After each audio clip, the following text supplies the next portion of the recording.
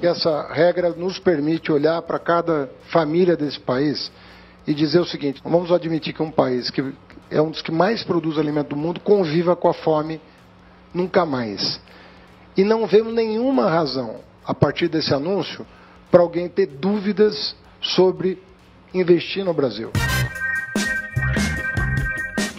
Fala, seus mal diagramados! Dia 30 de março marcou o retorno do mito ao Brasil, mas apesar dele apostar que seria carregado nos braços do povo e desfilaria em carro aberto, tal qual um campeão mundial de futebol, o que presenciamos foi bem diferente e mais apático do que ele imaginava. O retorno foi tão prestigiado quanto o enterro de um ídolo musical que teve o seu auge entre 1968 e 1973, evento frequentado principalmente por aqueles saudosistas da Jovem Guarda que arquivam recortes da revista Cruzeiro e andam pelo bairro de colete, camisa jeans e estilo de cabelo que o Roberto Carlos abandonou naquela fase em que gravava músicas para mulher gordinha e de óculos. Nem na imprensa e nem nas redes sociais ele conseguiu liderar a audiência. Embora a CNN tenha colocado um coitado de um repórter no finger do aeroporto de Brasília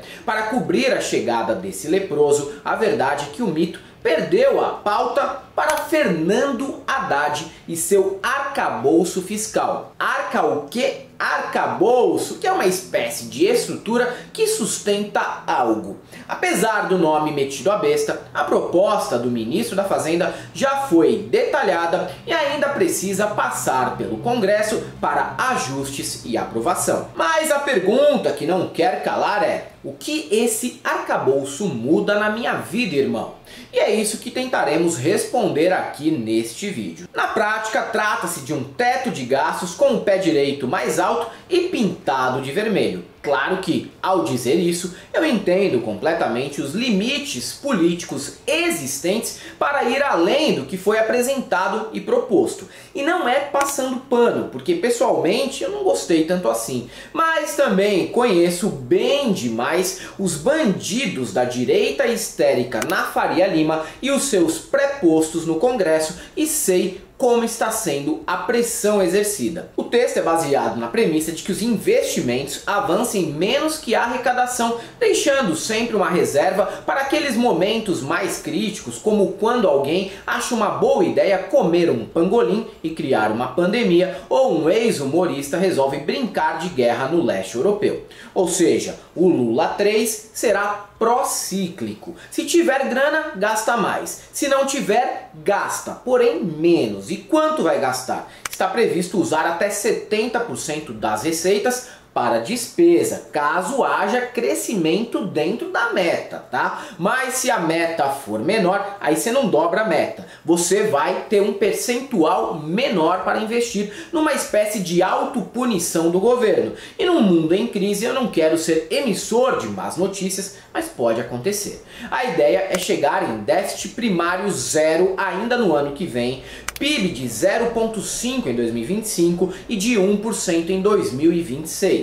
E quanto à educação e saúde nessa história? Bom, para essas duas áreas o arcabouço não se aplica, pois constitucionalmente elas já têm receita resguardada. Outra pergunta que tem sido feita é sobre impostos. Deve rolar uma reforma tributária ainda este ano, mas Haddad já garantiu e espero que ele cumpra as promessas de que não vai aumentar impostos e nem criar novos tributos para os mais fudidos, como nós. Por outro lado, ventila a possibilidade de dar uma taxada nas Big Techs e nas empresas de apostas esportivas, que se espalharam como uma praga incontrolável pelo Brasil nesta década. Não estamos pensando em CPMF, não estamos pensando em acabar com o Simples, não estamos pensando em reonerar a folha de pagamento, não é disso que se trata, né? Folha, inclusive, está na fase 2 da reforma tributária prevista para o segundo semestre. Não é disso que se trata. Do que se trata, portanto, lembro a frase do presidente Lula durante a campanha: meu governo vai colocar o pobre no orçamento e o rico no imposto de renda. Também há previsibilidade para diminuir as distorções do Estado brasileiro, que costuma ser uma mãe para empresários por meio de isenções fiscais e subsídios. O patrimonialismo está na mira e Salim Matar, dono da Localiza, pode ter perdido o último fio de cabelo neste fim de março. O texto proposto, que ainda será votado pelo Congresso, tenham isso em mente, não é o fim do mundo, mas deixa alguns sinais de alerta, principalmente porque foi bem recebido pela Faria Lima, pela imprensa e também por Trabuco, presidente do Bradesco. E se eles curtiram, significa que talvez não seja tão bom para nós no longo prazo. Mas vamos ver. Ou em bom português, Haddad e Simone Tebet apresentaram um projeto economicamente liberal, não no sentido que a palavra tem sido usada atualmente, já que pessoas que fazem cosplay de Adolfinho se identificam como liberais, mas obviamente são fascistas, e não é disso que eu tô falando.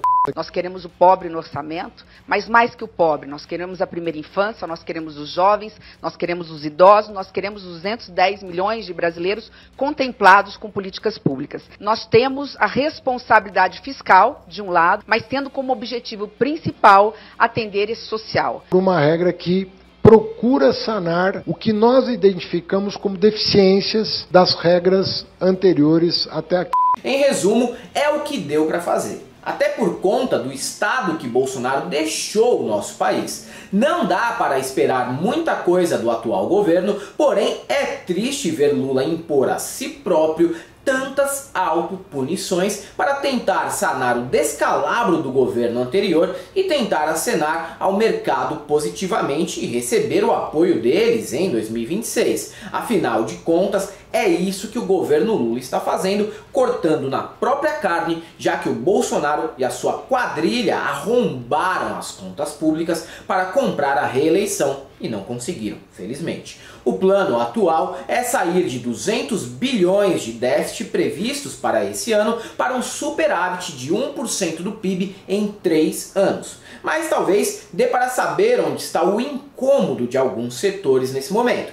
Diferente do teto do Temer, esse teto tem foco na arrecadação e ainda garante um mínimo de 0,6% de crescimento nos gastos e máximo de 2,5%. Mas ainda é muito cedo para falar sobre esse novo arcabouço e o que vai acontecer, pois ele ainda passará pelo Congresso Nacional e na Câmara dos Deputados terá como relator um deputado do PP de Arthur Lira. E aí tudo pode acontecer. Mas se os ministros Fernando Haddad e Simone Tebet roubaram os holofotes do mito por apresentarem um novo arcabouço fiscal com menos de 90 dias de governo, Roberto Campos Neto, presidente do Banco Central, não poderia ficar atrás e tentar tocar o terror no mesmo dia para ganhar um pouquinho de palco. Durante a coletiva de imprensa, na apresentação do relatório trimestral de inflação da instituição, correu para minimizar os efeitos do arcabouço fiscal, dizendo que a última vez que viu esboços dele aparentava ser bastante razoável. E aí, como quem fosse uma espécie de tutor do Brasil e do governo federal, disse reconhecer o esforço do governo.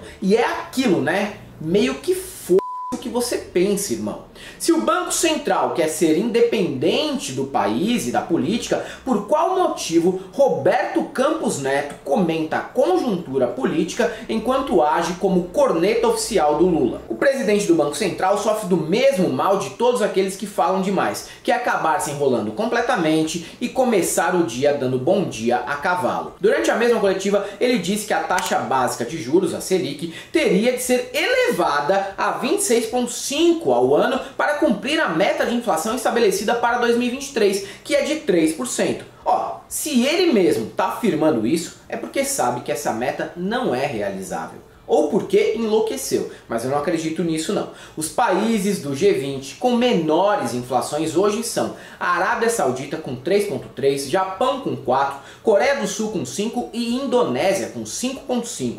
Já economias fortes como Estados Unidos, Reino Unido e zona do euro trabalham para cima disso daí. Inclusive, em muitos países, o movimento é de aumento da meta de inflação. Entendem onde vamos chegar com essa conversa? O presidente do Banco Central do Brasil sabe que vai quebrar o país e declarou que vai trabalhar justamente para esse objetivo. O Bolsonaro perdeu, mas os seus paus mandados ainda resistem. E é isso aí, galera. Para quem gosta do nosso canal, nós temos nosso apoio, seja membro, Pix e conta jurídica, caso vocês queiram e possam fazer uma colaboração. Além do YouTube, estamos presentes também no Facebook, no Twitter, no TikTok, no Instagram. Sigam a gente lá. Também não deixem de conhecer o nosso curso disponível no ICL, Instituto Conhecimento Liberta, as nossas camisetas que estão à venda no site da El Cabriton. E não deixem de votar na Galãs Feios e em mim, Helder Maldonado, lá no Prêmio IBEST. A gente está concorrendo em várias categorias, pesquisem lá e não deixem de dar esse apoio a esses mal diagramados. E para todos aqueles que achavam que o bolsonarismo não ia atrapalhar esse governo internamente, só temos uma coisa para te dizer: não passará.